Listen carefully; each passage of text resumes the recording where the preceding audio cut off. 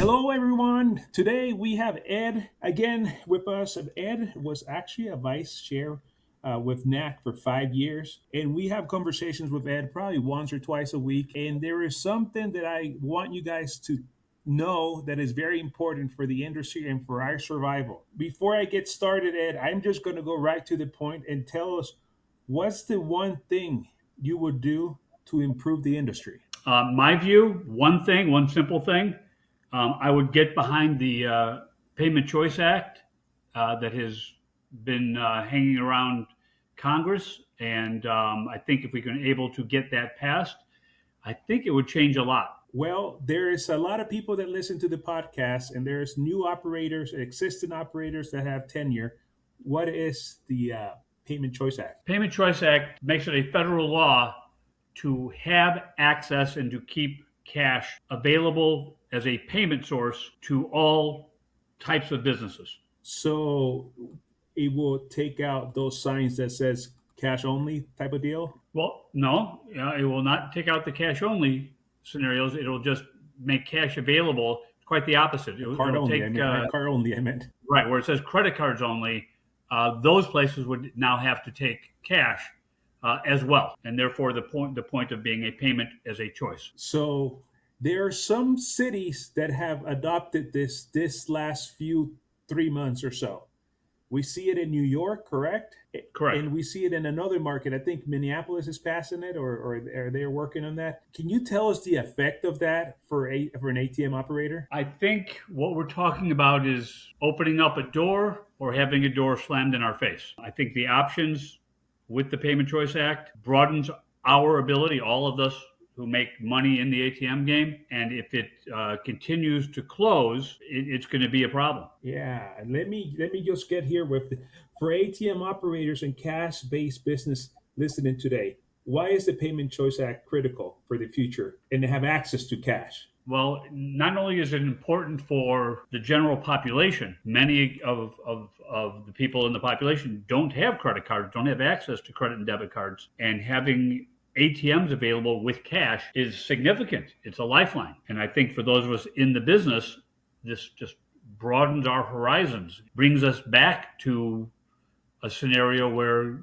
cash is a viable solution. And from your perspective, what happens to a community if laws like a Payment Act choice do not pass? It's the reverse. It limits things. It tells businesses that they can do what they want, even though cash has been legal tender for almost 200, probably over 200 years now. It's an opening of the door. It's a slamming of the door. Can you give us more details on the cost of goods that people don't understand? That goods are a little bit priced, they're marked up when they're accepting a different form of payment. Well, if you're taking credit cards, the credit card companies typically charge a 3.5%, sometimes up to 4% add-on to whatever their pricing is, and with cash there is no upcharge. And that cost is something that we have to keep in mind as consumers and as providers of a solution that the business owner can keep that extra revenue of 3 to 4%. Correct. ATMs operators are the backbone of cash distributions. What roles do independent ATM deployers play in keeping cash accessible nationwide? Well, we're a conduit. We're the pipeline of cash itself. We are the people delivering the money. Think of a rural location, okay, way out in the sticks, and a person has to drive 15 minutes just to get to a gas station. Well, if that gas station, let's just take Exxon and Shell. They have about 25,000 gas stations across the country. Let's just say they decide that they don't want to accept cash anymore. Well, now these rural people riding through town have to go another 10, 15 minutes just to get cash so they can go buy their own goods, their own groceries. It sounds a bit absurd to me that they wouldn't be allowed to have cash as an option. I think I know the answer of this, but what if we were a cashless economy? Where would this business be? Oh my, much more difficult. We'd only have pockets left where cash would be accepted, and it would be a credit card and debit card economy And that would limit certain pockets of the population of being able to really participate. In what ways do you think the Payment Choice Act protect us as consumers? It's giving you the option, giving you a choice. Okay, why wouldn't cash be an option? When did that stop being accepted? If you look at your dollar bills, they say Federal Reserve note right on them, and then on the bottom of those of any bill, cash is legal tender for all private and public use. It's an acceptable form. It's a form of currency. And now you're saying it's not accepted? It doesn't seem to be right. And there should be a scenario where all people have the freedom of choice. In this part, just educate me and the consumers. Who is in charge of this? Of saying we're not going to accept cash here? Is that a business decision? Is that a Visa and Mastercard pushing plastic? I, I'm I can't answer for them, but certainly it would benefit them if things go more plastic than more green paper. It just limits us. I just don't know. I believe this is a business decision at the retail level, but I just don't understand why a person like myself who does pay a lot in cash doesn't have that option at certain places. I guess I'm going to bring a real world example. We pay our kids for their shorts and stuff. And my kids are 7 and 9 years old. And because we like them to feel cash and to understand cash, we pay them with coins and paper. When they go to establishment and they go, this is card only, have you seen the disappointment of those kids that they cannot pay with their high earned monies? I have a problem with it. I really do. I just don't think it's I don't think it's right or fair, and I really don't think it's American. And then there's pockets. There's pockets that we talk about that we serve because we serve the underbanked. We serve the seniors that have a cash-based budget or economy. Can you tell us how we serve them? And at the same time, if this Payment Choice Act doesn't pass or doesn't go or doesn't move forward, how could that affect them? I guess. Well, the unbanked and the underbanked communities, often ethnic people of ethnicity and people in very, very rural scenarios, it would be very, very difficult for them. It would really change how they go about and consume goods. Very detrimental to them, making it much more difficult for them to be a participant loosely formed in the American dream. So we've been talking about this for about 10 minutes. What can we do? This is the tricky part. We need to support the Payment Choice Act. I'm going to suggest calling NAC, the National ATM Council. They're down in Jacksonville. Bruce Renard. We had Bruce. We interviewed Bruce, so we have his information. Okay, so people can contact Bruce, but I think when it comes down to it, I think you're going to have to be willing to participate with some money, some consistent or established time to establish some new relationships. And we're going to have to kind of dedicate ourselves to getting Congress to do this. So if you don't know how to write your congressman, you can write them. Many times they will just shrug it off. I'm going to suggest that you join something that the congressman is doing. If he has a town hall or he's supporting presents for kids, during the holidays, something where he's attending, I would join. And again, I understand it's going to cost some money and be attentive and be there. And then maybe at the second gathering, you actually say something to them. Hey, I'm with the ATM business. We have a crisis going on we'd like your attention to.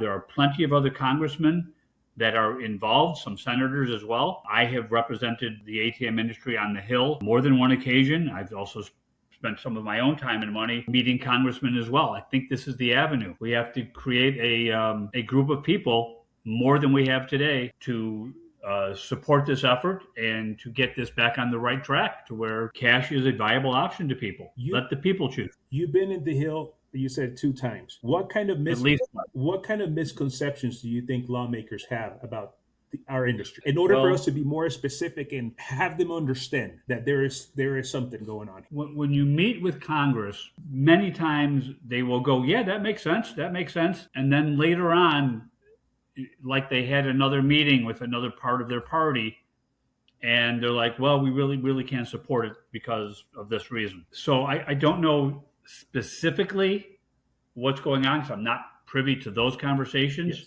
But we need to explain to these people that this is a good thing for the general population, not just for the ATM business, but we're doing good for people, supplying them with money. I just see myself. I used to do a lot here in the Denver area, and I never expressed myself that I was part of the ATM and how that worked. So I just feel like if you were in my shoes in that moment when I am next to the governor or other congressperson that they're just doing their spiel, they're trying to get their votes, they're trying to find support. How can I connect and say, hey, this is the community that we serve.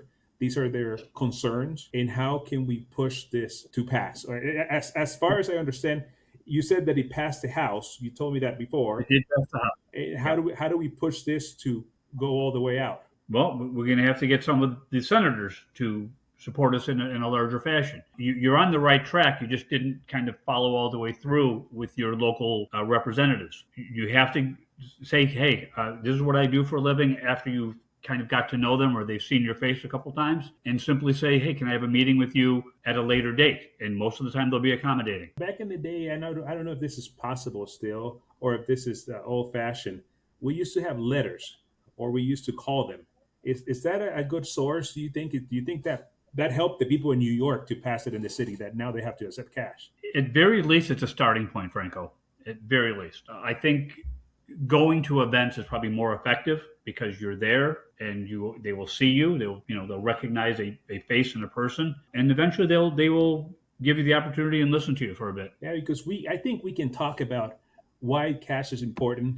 We can talk about if there is a crisis, how people will pay for their goods, and they're not going to walk out if there's no internet. If there's a shutdown of internet, they're not going to carry gold. They're going to carry paper, right? They're going to carry paper. They always do. Cyber attacks, natural disasters. It all goes back to cash. But then you're in a situation where, oh, you mean you'll accept cash because there's a hurricane, but you won't accept cash when the sun's shining and it's 74 out? It doesn't seem fair to me. Yeah, I think I don't know if there's any other venues that we can push this through, or if there's an opportunity to make our voice louder. What venues do you think we can talk to? You mentioned NAC. You could go. ATMIA is fine too. Those are our two representatives. NAC has been pushing this a lot harder and a lot more consistent. And again, I was a part of NAC, and again, I would suggest starting there. They could really streamline this thing, in my opinion. So for the listeners, I hope that we can understand that we have to push not just our desires to keep the economy prevalent with cash and our business running, but this is not that we're just serving ourselves, but we're serving our nations. We're serving the underserved communities. That if there is an interest involved, it's not a self-interest, but it's the interest of those people that I can think about. We have some ATMs at very remote places, like you mentioned, that if there's no cash there, they're not exchanging goods. They're having troubles, They're not right? exchanging goods, and there's some places here in Colorado where internet is not very strong, so we have to do a lot of tricky things, and a card reader is not acceptable there. So, any closing remarks that you want to tell us, Ed? Again, this is about one act. What single thing will move the needle and help our industry? Virtually every single person in it. This is my opinion. This is where it starts and where it ends. If we can be successful here, we have a pretty vibrant future. I'm not saying we wouldn't have one without it, but it would be harder, much harder for us to have an effective industry. So that's what I would close with. And I would say if you guys have any questions or if you need support on what to do, can they reach out to you, Ed? Of course, happy to talk to anybody. Where would they find you? I'm at prosolvesolutions.com. I'm sorry, Edward at prosolvesolutions.com. No E in solve.